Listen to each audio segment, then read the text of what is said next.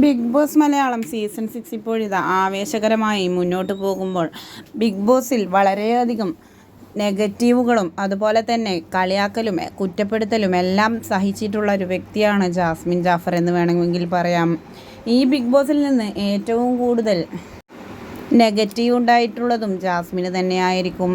ഇനി പുറത്തിറങ്ങിയാലുള്ള കാര്യങ്ങളൊന്നും പറയേണ്ടതില്ല.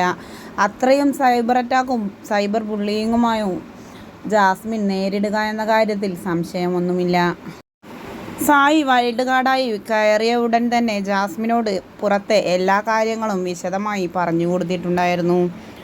അതുപോലെ പണപ്പെട്ടിയുമായി പുറത്തിറങ്ങിയ ശേഷം പിന്നീട് ഗ്രാൻഡ് ഫിനാലേക്ക് തിരിച്ചു കയറുമ്പോൾ എന്തെല്ലാമാവും സായി പറയുക എന്ന കാര്യത്തിൽ ഒരു പിടുത്തവുമില്ല എന്നതാണ് വാസ്തവം.